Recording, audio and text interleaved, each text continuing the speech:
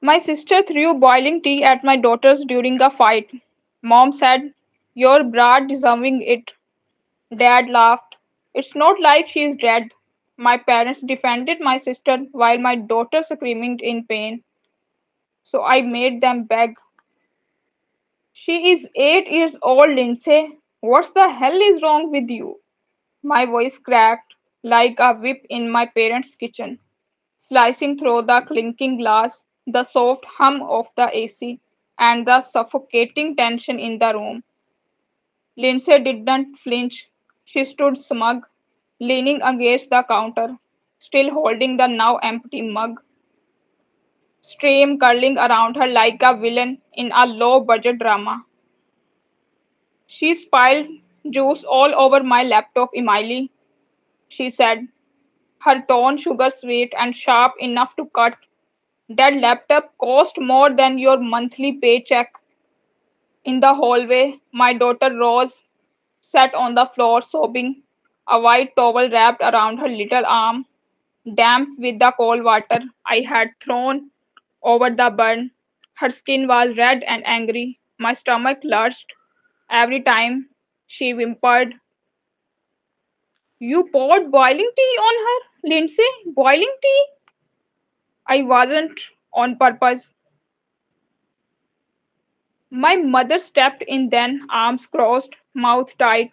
"Emily, it's not like she dead. She needs to learn actions have consequences.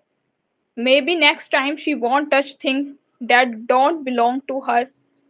My father, retired cop, war veteran, man's man, chuckled from his re- recliner in the living room. "Kids are dramatic these days. A little hot water never killed anybody." My mouth opened, but nothing came out because I knew then they were not going to defend her. They were going to defend Lindsay, like they always did. Who I am. My name is Emily Hart. I am 28 years old, and today I realized that my parents never saw me as anything more than a placeholder. I have been the quiet one, the responsible one, the one who pays her bills, keeps her head down, brings store bought potatoes, salad to family dinners because homemade was not my thing. But I am also a mother now, and today, finally, I stopped being silent. Meet my family. Lindsay Hart, 31, my older sister, golden child, sorority sweetheart, never paid for her mistakes because she never had to. Dad once paid off her DUI. It never happened. Karen Hart, 56, our mother, called practical, image obsessed, calls herself old school, told me postpartum depression was just hormones. David Hart, 58, retired cop, Navy vet, and professional gaslighter. Believes feelings are for weak people, has not called me on my birthday since I turned 19. They all think Lindsay walks on water and I have been drowning in her shadow for decades. "You paid off her debt, didn't you?" I hissed, standing in front of my mother, fists clenched. Mom blinked slowly. "What are you talking about?"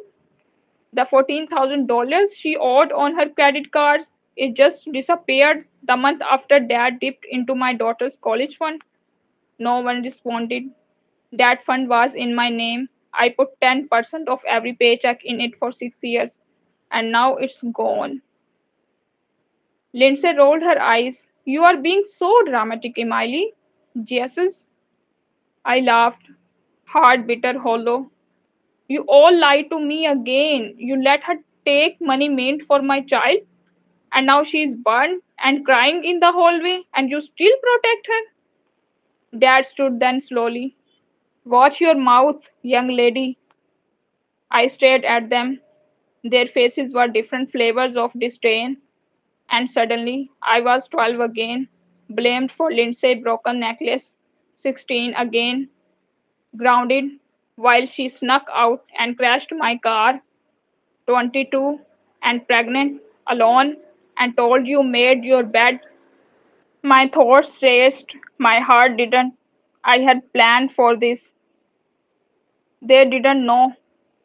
When Lindsay disappeared for 3 weeks in 2017, supposedly finding herself in Oregon, it was me who flew across the country and talked her out of checking into a psych ward under a fake name.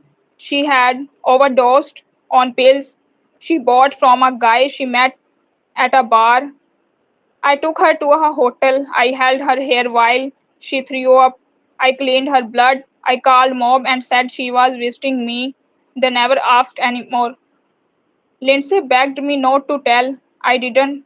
And now she is the one throwing scalding tea at my child. I didn't bring a flash drive. No. I bought an envelope. I took it out of my purse slowly and placed it on the table.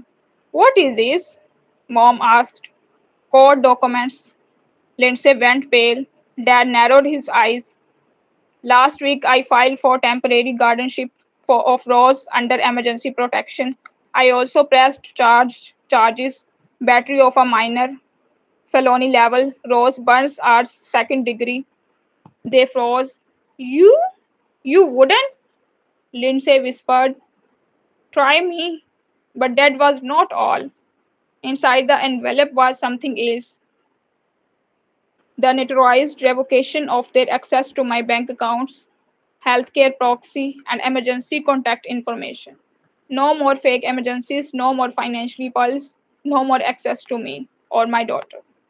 Lindsay screamed, not in pain, in entitlement. You are running this family? No, I said calmly. You did that when you decided an 8 years old deserved to suffer for your mistake. Dad called me ungrateful. Mom said I was breaking her heart. Lindsay cried. Finally, but it was not guilt, it was exposure. I looked at all of them, these people I had spent my whole life trying to impress, protect, please, and I saw them clearly. They didn't hate me, they just never saw me. I didn't slam the door, I didn't scream or curse. I picked up Rose, still trembling, still red eyed, and kissed her forehead. Then I walked out. Down the porch steps into the car, the cool leather against my back. As I buckled her in, she whispered, Mommy, am I in trouble?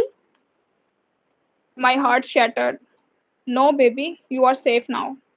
And for the first time in my life, I believed it too.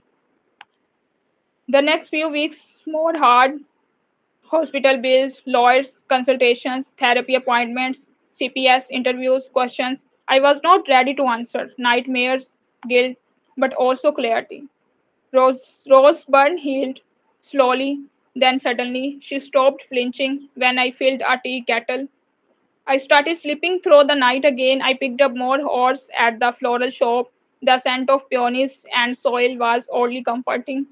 Lindsay Lloyd reached out, offered a quiet settlement, no admission of guilt.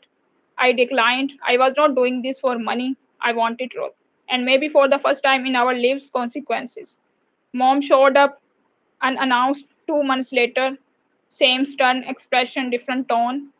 She didn't say sorry, but she did say, I didn't protect you like I should have. It was not enough, but it was something. I still have not spoke to dad. I don't know if I ever will.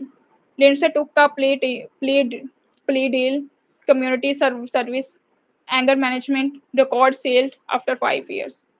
Again, not enough. But I had stopped waiting for justice so to look like revenge. I had found something better peace. One night Rose was coloring on the floor of our tiny apartment. She looked up and said, Mommy, I like it better here. It's quieter. The walls don't yell. And I cried, not because I was sad, but because she was right. I had grown up with noise, but I was raising her in silence, the kind that feels safe. I forgave my mother eventually, not because she asked, but because I needed to. Forgiveness was not for them, it was the rope I used to pull myself out of the pit they threw me in. If you are watching this, if you have made it this far, thank you. This is not just a story. It's real, it's mine, and maybe it's your too. Maybe your family never threw tea. Maybe they threw words, guilt, silence, or shame. And maybe no one ever stood up for you either. But hear me now. You can leave, you can protect your peace, you can stop being the nice one and still be good. You are allowed to choose yourself. If this hit you in the chest, comment below. Have you ever had to walk away from toxic family? Subscribe for more true stories. Let us know what would you do if your child was hurt by your own sibling. Remember, revenge does not always look like a fresh drive and dramas. Something it look like peaceful boundaries and walking away without even looking back.